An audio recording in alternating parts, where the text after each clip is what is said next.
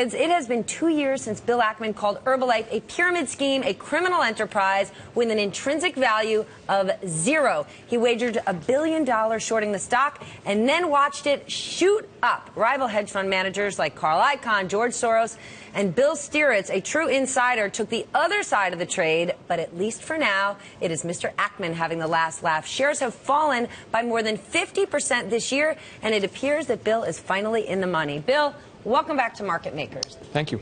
Thanks for having me. Normally, when you come out and speak about Herbalife, the stock goes up. Since you spoke over the summer, it has been steadily going down. Maybe it's a risk that you're coming and talking now. What's going on? So we've actually come up with some new stuff. Believe it or not, on Herbalife, we always have something new, and we always learn something new. And what's changed is a lot of the former Herbalife employees, top distributors, are going state's evidence, and they're also coming to Pershing Square. So we got a very interesting video that was filmed by Herbalife at a... Filmed by Herbalife? Filmed by Herbalife. When? About October of 2005. You'd say, oh, that's 9 years ago, but you'll wait till you see the video. And it's a video of one of the top Herbalife distributors, I think he's in the top 10, talking to other top distributors, a member of the board of directors, several senior executives of the company who were senior vice presidents, who are now senior vice presidents of Herbalife.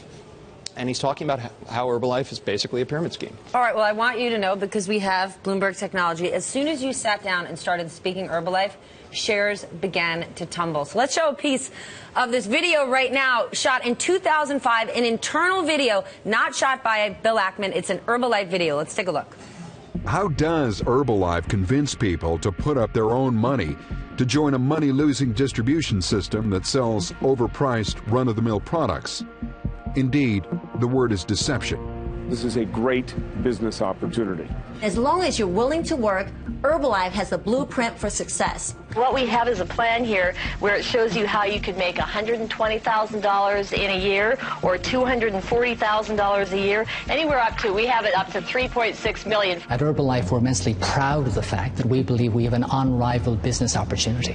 Herbalife representatives make financial success seem almost inevitable. But at this distributor training session, they tell a different story. We sell people on a dream business that they can make it, yet deep down inside, what do we really know? Yeah, we know that the reality is that most of them aren't going to make it. The reality is that 98% of Herbalife's 500,000 U.S. distributors earn an average of less than $1.50 per week, with hundreds of thousands suffering significant losses. The Herbalife business model at this point in time is not based on customers purchasing, it's based on distributors purchasing volume. If that is the Herbalife business model, that's the way that it works. Okay, so I need to make a correction. That overall video was put together by Pershing Square, but if you see right in there those clips, they were taken by, it was taken by an Herbalife distributor at an internal meeting, and that person standing in the front of the room was a senior Herbalife staff member talking about the fact that people who enter the Herbalife community don't actually use the product. So we just put up on our website the entire 3-hour video. Not going to make you watch all that as stuff. As only Bill can, 3-hour videos. We also have a white paper that walks you through the video, so it'll take you a lot less time to get through that. And then we have an 8-minute segment with kind of highlights. I think you took a piece of the highlights. But what people complained about our Nutrition Club presentation, because they said, Bill, where's the smoking gun? Where's Michael Johnson saying, in a video or a recording that this thing is a pyramid scheme? And the answer is we have a guy, Stefan Graziani. He's in just shy of what's called Founder Circle. So he's in the top 10, 15 Chairman's Club members in the company, talking to a group of top distributors. You got the company present. Actually, Herbalife recorded the video, and he's walking through how this is a deception, his words, and talking about how the business was kind of struggling in 2005 and how they're going to fix it. And unfortunately, things are much worse now. The deception's even greater. The scam's even bigger. This is a pretty interesting document. It's interesting enough that we did not get it first. The government got it about 30 days ago. And then, okay, the government got it before you. That's right. How did you come into possession of it? Yes. An intermediary let's put it this way, we're not allowed to disclose the person who gave it to us. And actually, this is not a case where you need to rely on our source. You can just watch the video yourself, all 3 hours of it. And our excerpts The excerpts in the video are short and good, but you have to watch the whole thing to really understand it. But I think it will be an important document as evidence. But walk us through, because Ackman detractors will say, well, you know what, he finds people who were distributors, who weren't making any money, and he puts them on their payroll. So just walk us through exactly how, you don't have to give us a name, but how you've come to acquire all this info. So there are a lot of distributors now, as they see their paychecks declining, as they are realizing that Herbalife is likely to be shut down, that are going to the government or coming to us and saying, look, I have information that could be helpful to you. In this case, we had someone come to us with a copy of this video, and it was a very valuable document. The first thing they did is give it to the government, and then they gave it to us.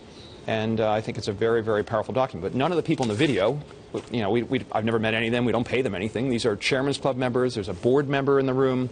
There are several senior executives who are featured in the video. So it's a recording. It's not something that we created. No one was paid to be in this document. It was an Herbalife document. Bill, you mentioned a couple of minutes ago that people are turning state's evidence. They're coming to Pershing Square with their stories, perhaps tales of woe in some cases. How do you know that they're turning state's evidence? Are these the same people who then subsequently come and tell you that they testified or signed some kind of an affidavit or submitted to some kind of a deposition? Yes, a number of them have gone directly to the government, and we don't know much about them. A number of them have come to us and say, look, I'm scared. I want to be protected. What if the company sues me? And we've agreed to give indemnities to some of those people before they go talk to the government. So we've been very How does that work exactly? We protect them in the event they get sued by Herbalife. So you'll cover their legal costs? That's correct. But you don't have them on salary? That's correct. Why would... Again, just so that everybody understands how it all works. No, of course. I encourage other distributors. We welcome people to come forward. We've got evidence that can be helpful. We encourage them to go directly to the government. If they feel they need legal protection, we're willing to take the risk of protecting them, because Herbalife is not... To be whistleblowers. But you've got to say that's fair, Eric. I mean, these are people who don't have very much money. I'm not questioning whether it's fair or not. I'm just wondering why you'd have to indemnify them for being... there are pretty well-established statute and case law supporting... But who's the kind of person who's an Herbalife salesman, Eric? Well, it's probably not a legal scholar. That's right. That's fair to assume. By the way, the government pays whistleblowers. And so if one of the top distributors were to come forward, and some have, and they sit down with the government and they say, look, here's how this scam works, and I can help you get to the company, the government will pay that person to the extent they make a meaningful recovery. They'll share part of that recovery. Yeah, but if I was a failed Herbalife salesman, having the confidence to say, I'm going to be the whistleblower and I'm going to get this company, I would think if Bill couldn't get the government to do anything, why could I? Well, that raises an important question. I understand why 2 years ago you made the big presentation about Herbalife that triggered a big decline in the share price. Fun to watch, I'm sure, more fun for you to make money. But 2 years later, why keep it up? The government, from what we understand from you and other people, there's scrutiny at the very least and perhaps active investigations underway. Sure.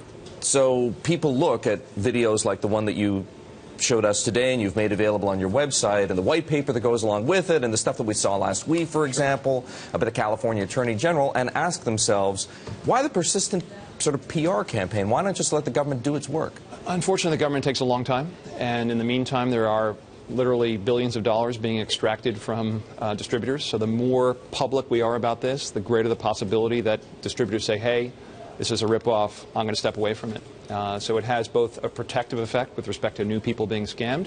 It also has an economic effect. It is much harder for Herbalife to recruit distributors in a world with transparency, right, where there are videos that I'm sure the company would rather not have been made public or now public. It's going to be a lot harder for them to recruit new distributors. And you've seen that in the results, right? The company claims they're a health and wellness company. They talk about the obesity crisis. Well, the obesity crisis is worse in 2014 than it was in 2012. But their business is deteriorating. And the reason why the business is deteriorating is because it's much harder for them to recruit distributors.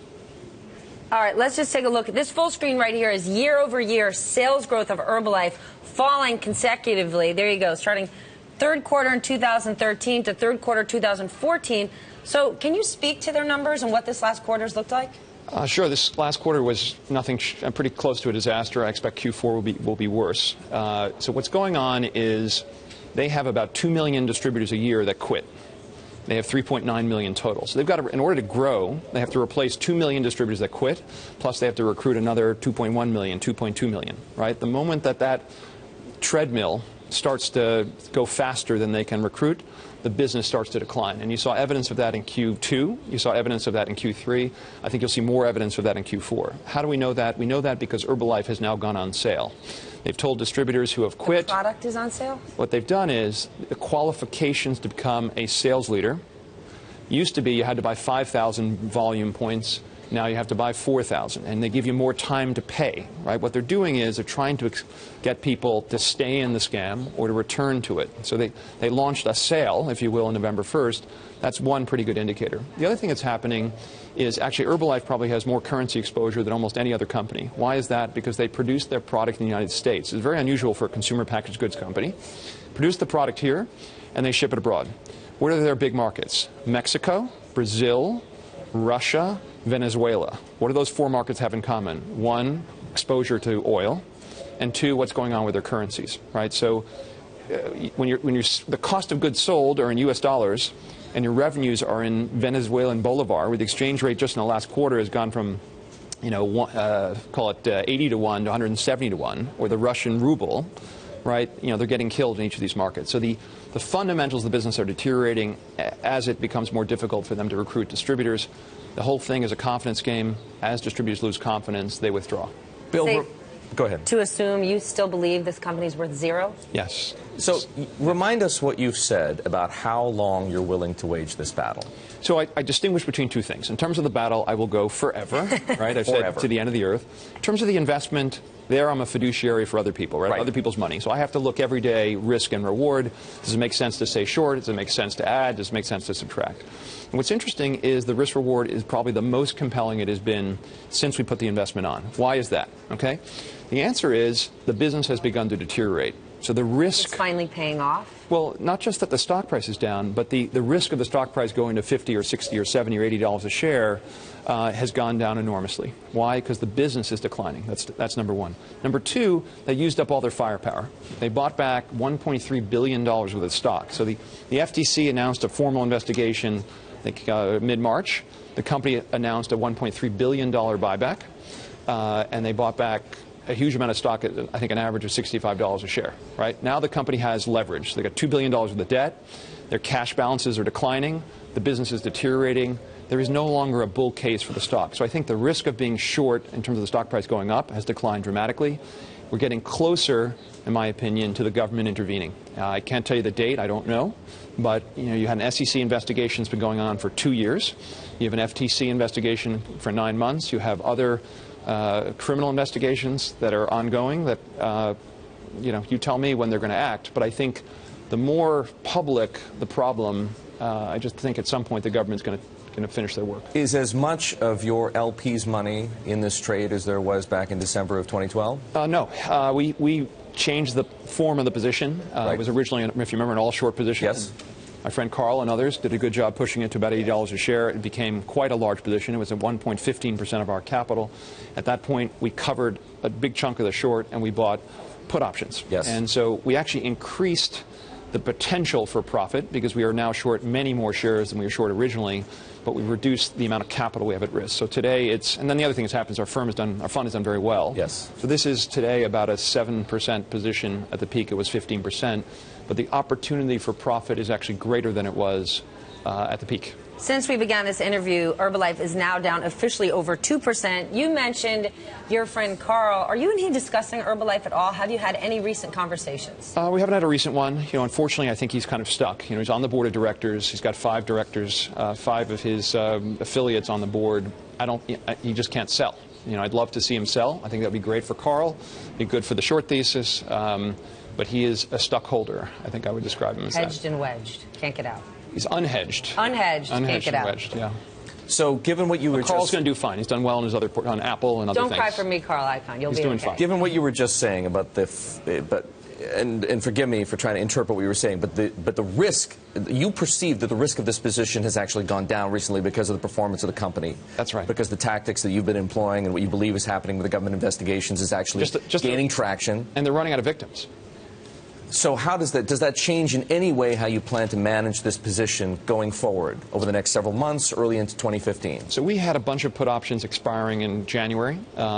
We thought we've spent the last several months extending those options all the way into 2016, as far as 2016, but staggered over time. I think this will be a 2015 event, the implosion of the company. I think worst case, early 2016. What gives me confidence? The company has $1.15 billion of debt that comes due on early March of 2016. They are not going to be able to refinance that credit facility. They do not have hard assets to provide security. The banks that provided that facility provided it before the government investigations, before all the revelations. I encourage, if I were a lender to the company, I would encourage them to watch a few hours of video. Website. Just help put it into perspective. Actually it's on the factsaboutherbalife.com. Factsaboutherbalife.com. Yeah. Yet another expense you've incurred. How much have you spent on this? I mean, I think we estimated the number of about $50 million. 50. Right. That's about over 3 years and includes all our legal costs and investigative costs, production costs, etc. It's a big number. It's small relative to the scale of the investment. Even something like Allergan, for example, was quite an expensive investment. Our strategy is much more legally intensive than your typical passive investor. So that is one of the costs of doing business. Then let's talk about Allergan for a second. Are you happy? I mean, how do you feel about the outcome? I think first of all, again, our focus always is doing the best we can for the shareholders of the companies in which we invest, right? Our franchise depends on our maximizing value for really the other shareholders, and that's how we ultimately do well for ourselves. In this case, we had a stock that was $125 a share when we started. $30 billion of value was created over the course of a year. Our favored candidate for a merger was Valiant. Now, activists didn't really even exist of any consequence to be a viable buyer for Allergan, viable merger partner, until very late in the year after they bought Forest.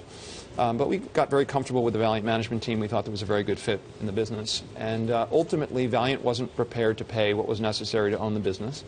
I credit them with the discipline to say, hey, our stock is really undervalued. We don't want to issue more of it to be competitive with activists. So what we have is I think Activist is a good company, and we spent some time with the CEO. In fact, two of my guys today are at Activist's headquarters, doing due diligence on the company. We still own every share of Allergan that we had purchased, other than the piece that belonged to Valiant. So I think there is And we'll own that for how long? We have yet to decide the answer to that question. We're still doing due diligence on Activists. What's interesting, by the way, this is one of the most interesting, if you were just a risk arb, right? If you're a merger arb, you can buy Allergan stock today. It's about a 28% return, assuming the transaction closes as we expect it will in April. And it's a very, very high probability deal. And it just sort of tells you what's going on in the event-driven space. Since the deal is off the table for Valiant, how does that leave you viewing Valiant? Do you own it? Do you want to buy it? Sure. So we are still restricted from buying Valiant. We're trying to get out of those restrictions. Because you'd buy it? We had a confidentiality agreement that had some restrictions. But once those are gone, we're going to take a very hard look. What do you say to people, Bill, who look at the way you structured that offer, or at least Valiant structured that offer for Allergan, sure, and liken it to green mailing, sort of green mailing 30 years later? Okay, so green mail was buy a stake in a company, threaten to take it over, and then get bought out at a premium. The company levers up and buys you out. All the other shareholders end up owning a less levered company that's been diluted by an overpriced acquisition, and that was a bad thing. Okay, bad for the remaining shareholders. Bad for the remaining shareholders. In this case, every shareholder made more money than we did, right? Because we spent the legal fees, the cost, the time, the energy, and this stock has gone from $127 to $210 a share over the course of a year. So the difference, I compare it to what I call Carl Icahn 1.0 versus Carl Icahn 2.0. In the old days, Carl was in a group some of whom took green mail, i.e. they got bought out when the management was threatened. And today, Carl Icahn's working for all the shareholders, right? Same thing for us. We do not benefit unless all of the shareholders benefit. So I think it's a much better system. Fannie, Freddie, is there any money to be made after the most recent court decision? Yes. I think we have added meaningfully to our position as recently as the last week or two. And we think, one, the court decision that came down, first of all, did not really address the substance of what we think is the most important argument, which is that we believe the government took private property. The government stepped in here and took 100% of the profits of Fannie and Freddie forever, unilaterally. Right? Imagine you wake up one day, the government walks into Apple and says, okay, we're we're going to take 100% of the profits of Apple. Well, Apple isn't under conservatorship. Well, conservatorship doesn't mean you can steal, right? You know, the government did a very expensive bailout of Fannie and Freddie, injected $185 billion of capital, 10% coupon, and they took 80% of the equity. And I think the government did a great job extracting its pound of flesh. But they make the rules, Bill. No, the government can act outside the law, right? And ultimately, the government cannot take. Now, that transaction was negotiated between a board of directors and between the government, right? Now, the board of directors is no longer a fiduciary for shareholders. 4 years after the crisis, both companies have turned profitable. We wake up one day, and the government steps in and takes 100% of the profits. And the justification is, well, they'll never be able to pay us back. What happens over the next 18 months? The government's paid back. Right? So that is a decision that will not be allowed to stand. If it has to go to the Supreme Court, it will go to the Supreme Court. But I think more importantly, I think people realize that Fannie and Freddie have become more essential today than they were even 5 years ago. Right? They're a much greater percentage of the market. The Obama administration just taxed them $500 million or so a year for affordable housing benefits. And of all of the companies that emerged from the crisis, the only one that's a risk to the taxpayer today is Fannie and Freddie. Why? Because all the banks have recapitalized. Citigroup has recapitalized. AIG has recapitalized. The government has sold out their stake. Here, Fannie and Freddie have no capital because the government every quarter takes the money, and it helps the government meet the budget deficit. But there is no. It's a false profit because there is no capital cushion left in Fannie and Freddie. And the only way for this business to protect the taxpayer is for it to recapitalize. The only way for that to happen is for it to be returned to the private sector. Let's talk about McDonald's. Are you active in McDonald's? No, there was a rumor that we were active in McDonald's. I'd love to tell you the answer to that question, but we can't, because if we comment on some rumors and not on others, you'll know the answer. So if we're going to buy a stake in McDonald's, we'll be required to make some kind of filing at some point. Well, if you hit 5%. Even if we don't hit 5%, we'll have to disclose it. And we're not shy about sharing our points of view. That's true. Right? So what I will say is we're a very proud shareholder of Burger King. The management of Burger King has done a fabulous job. They just closed earlier this week, I think, the acquisition of Tim Hortons. Eric's favorite Canadian, Tim Hortons. Well, now it's called something else, right? It's called Quality. Restaurant Brands. Right. Well, I think what's interesting about Restaurant Brands International is they're telling you this is not the last deal they're going to do. So really what they're building here is a restaurant conglomerate with a fabulous management team. What else so you're a fan of Burger King management, 3G, now they have Tim Hortons. What else should they go after? Well, right now they should focus on Tim Hortons. So once they're done with that, then... well, what makes sense? I mean, hold in on, principle, wait. if you're This speaks to the power of Bill Ackman's words. In that moment, the stock has already surged up almost 1% in the last 5 minutes. So are you sure? You sure you don't want to say what you want to do with McDonald's? I'm sure. I can't comment. I think that if McDonald's were as well run as Burger King, though, the stock would go up a lot. That's for sure. So which is to say that McDonald's isn't particularly well run. We've all seen the results. Unfortunately, that's true. What's true? But again, I can't comment on McDonald's. Okay. Let's talk about something else. Zoetis. Yes. Where do you stand right now? Too early to discuss. Sorry. Why? How about some stuff I'm happy to talk about? Okay. Just came back from a board meeting for Canadian Pacific, where I was yesterday. They're doing an incredible job. The railroad is running about as best as it's ever run. The management team is doing an amazing job. It's a stock that's been hit because of perceived energy exposure. I think that is an opportunity for investors. This is a company that will grow at a high rate. There's an enormous amount of opportunity that exists in terms of additional efficiency that can be created. And we have kind of the best CEO and number two, Keith Creel, in the industry. So how does falling oil prices affect them? The question is, they have been delivering, the growth in the future. Some of the growth will come from oil deliveries, and to the extent that there's less drilling in the United States, that will less oil sand recovery. To the extent that were to happen, that will have some effect on growth. But this is a business that will grow at a high rate. So Hunter, as you know, Hunter Harrison, the CEO, whom you put or helped put in place, yes, has quite loudly advocated for this notion that there should be consolidation among North American rail carriers. Yes. And he would like to be a consolidator or a consolidatee, presumably the former, not the latter. But do low oil prices help to drive consolidation in the rail industry? It's not the oil prices that will drive consolidation. What will drive consolidation is the need for more efficiency, right? There has not been a meaningful amount of investment. It's not like we're going to have a new rail. No.